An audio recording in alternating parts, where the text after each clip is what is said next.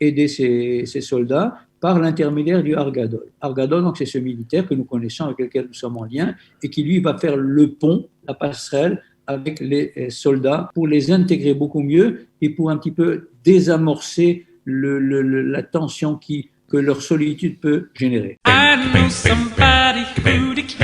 Sortez, respirez, c'est le Quality Time. Jacques Assaraf, bonjour. Bonjour. On est ravis de vous accueillir. Alors, une conférence qui va parler à la fois des minorités au sein de Tsahal, mais aussi de la possibilité de transformer, que nous, humains, nous avons, de transformer les traumas en force vitale. Pourquoi avoir choisi ces thèmes ? Eh bien, parce que ça nous intéresse tous, évidemment, en particulier avec tout ce qui se passe autour de nous, que ce soit les traumas que nous vivons aujourd'hui ou les traumas que le peuple d'Israël, la nation d'Israël, l'histoire d'Israël subit tout au long de son histoire. Mais c'est surtout aussi parce que nous avons choisi d'y intégrer cette démarche, cette mission que nous sommes assignés, à savoir la mission du Argadol. Alors, qu'est-ce que c'est le Argadol ? Je peux continuer, n'est-ce pas ? Bien sûr, on vous écoute avec plaisir. Argadol, c'est une mission que le Bnei Brit, dans sa vocation, s'est assignée. Quelle est sa vocation d'abord ? La vocation du Bnei Brit, c'est d'abord la bienfaisance. C'est véritablement cette vertu juive par excellence, cette vertu héritée d'Abraham. Abraham, le premier hébreu, c'était la bienfaisance, la générosité. Et donc, le Bnei Brit, c'est d'abord l'essence même de sa vocation.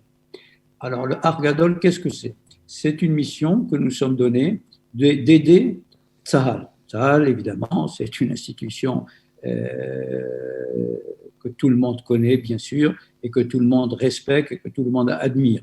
Donc, parmi les soldats de Tsahal, il y a ce qu'on appelle les Chayalim Bodedim. Qu'est-ce que c'est Chayalim Bodedim ? Chayalim, tout le monde connaît le terme, c'est des soldats. Bodedim, peut-être un peu moins, c'est qui sont un petit peu esselés, qui sont un petit peu solitaires. Il y a parmi les militaires, les soldats qui se sont engagés dans Tsahal, des gens qui se retrouvent seuls, soit qui soient venus de l'extérieur, de loin, de France par exemple, seuls, soit qui sont en rupture de banc avec leur communauté ou avec leur famille. C'est le cas, par exemple, des Haredim qui ont voulu qui quittent leur milieu familial, ne pouvant plus supporter, etc. Donc, on en a quelques-uns comme ça. Nous voulons aider. Par le passé, la loge Joseph Vibrant, c'est-à-dire le nom de notre loge, qui est au nom d'un monsieur Joseph Vibrant, qui était un personnage extraordinaire en Belgique, qui a beaucoup œuvré pour le judaïsme et pour sa communauté. Et donc, on a déjà eu une mission qui était d'aider les Bnei Menaché. Les Bnei Menaché, peut-être que tout le monde ne connaît pas, c'est une communauté qui vient d'Inde, entre la frontière d'Inde et de Chine, qui ont vraiment les traits les traits de Chinois, d'Asiatiques, etc., et qui sont arrivés en Israël. Ils étaient à peu près 200 dans cette première arrivée. Ils sont pas cantonnés, mais ils sont regroupés à Sderot et ils sont venus vraiment dans un état de dénuement total et nous les avons aidés beaucoup. La loge Bnei Brit les a aidés sous la houlette d'un monsieur qui s'appelle Jacques Attali, qui a beaucoup œuvré là-dessus. Nous les avons rencontrés, nous avons apporté ce qu'il fallait, ce dont ils en avaient besoin, des cadeaux en particulier, par exemple pour Purim, Hanouka, etc. Donc nous avons fait œuvre on peut dire ça de solidarité, qui est vraiment la colonne vertébrale du judaïsme. Solidarité, c'est ce qu'on nous reconnaît à travers les nations comme qualité essentielle. Donc aujourd'hui, nous nous occupons de cette mission qui est Argadol. D'abord, Argadol, ça veut dire quoi ? Ça veut dire grand frère. Qu'est-ce que c'est grand frère ? C'est un monsieur, un soldat, un ancien militaire, qui est passé aussi par cette phase de solitude un petit peu, qui peut être déstabilisante, et qui nous aide à approcher ces soldats dont j'ai parlé au départ, qui sont un petit peu, non pas exclus, mais qui sont un petit peu en marge, parce qu'ils ne sont pas encore intégrés véritablement et dans la communauté d'Israël et dans la structure militaire, et nous les aidons par plusieurs moyens. D'abord par des moyens matériels, puisque dans cette mission, nous nous sommes donné le devoir de faire des dons, d'abord, puisque il faut faire des dons, le côté matériel est important. Ces dons, on l'a institué à peu près à 1200 shekels par donateur, qui servent pour un an. Donc, ce n'est pas énorme, hein, véritablement, ce n'est pas énorme. Un an pour aider ces soldats par l'intermédiaire du Argadol. Argadol, donc, c'est ce militaire que nous connaissons, avec lequel nous sommes en lien, et qui, lui, va faire le pont, la passerelle, avec les soldats auxquels nous sommes intéressés, qui va lui acheter des choses qui lui manquent, qui va parler avec lui, qui va l'inviter chez des gens comme nous pour un Shabbat, pour des fêtes, etc. Donc, pour les intégrer beaucoup mieux et pour un petit peu désamorcer la tension que leur solitude peut générer. Voilà véritablement notre mission. Et voilà, ça fait plusieurs semaines que nous avons commencé cette mission. Elle va se poursuivre. Elle fait appel à des donateurs, en particulier les membres de notre loge, qui sont à peu près une soixantaine.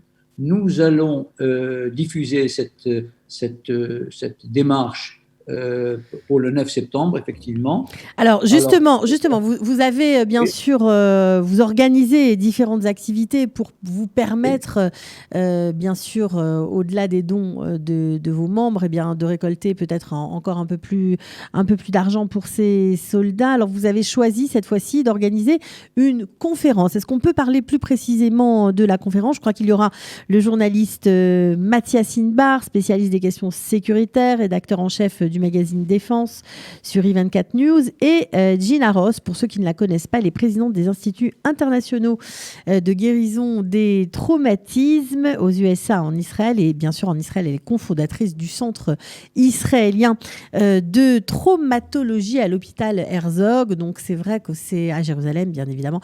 Donc c'est vrai que c'est assez important. Alors pourquoi avoir choisi ces deux protagonismes et monter la conférence comme ça ?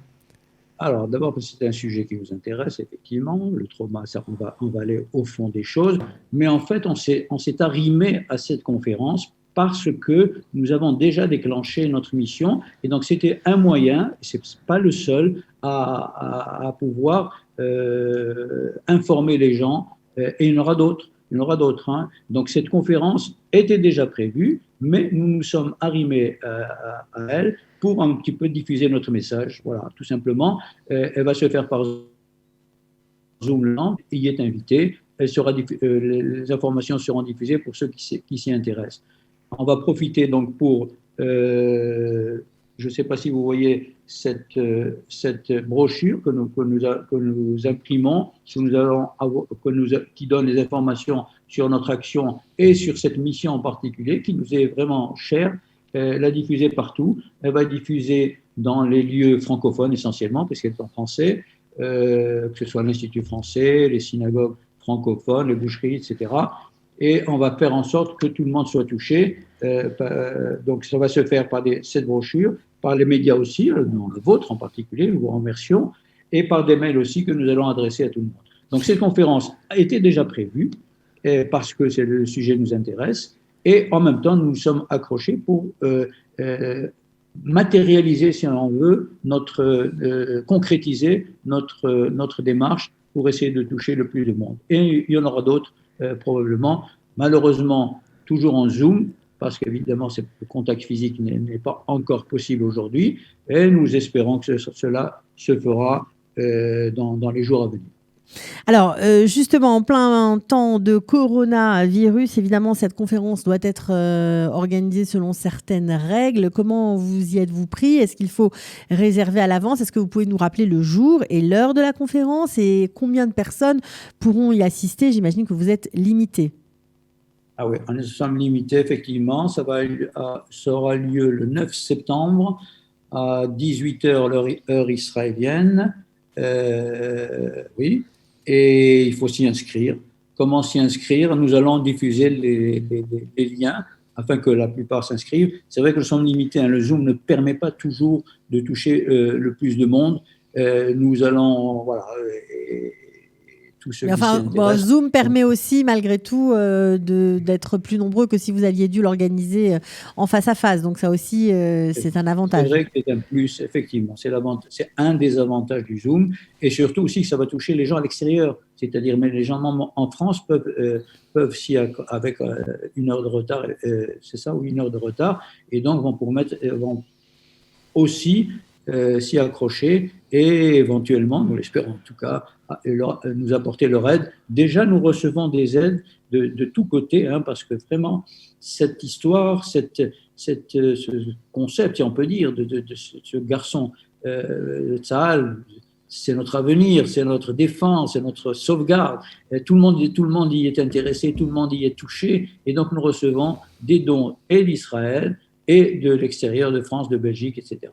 Et donc nous espérons encore continuer à développer cette action qui est véritablement une action sacrée, qui va durer un certain temps. Je rappelle que les 1200 shekels que nous demandons à chaque donateur va couvrir les frais, entre guillemets, de cette action pendant une année. En général, on demande 2 ans, c'est-à-dire l'année d'après encore 1200 shekels. Je crois que ce n'est pas énorme véritablement. Et nous faisons vraiment, vraiment quelque chose de très important.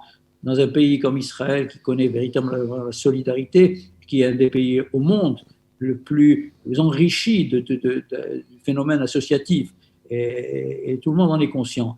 Et voilà, donc c'est pour ça que nous organisons ça et nous diffusons cette mission que nous espérons réussir le plus possible.